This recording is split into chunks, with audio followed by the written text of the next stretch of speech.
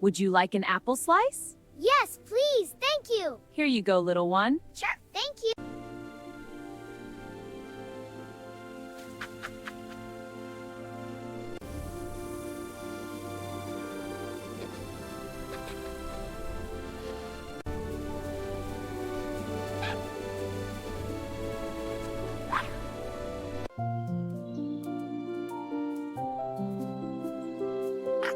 Wow.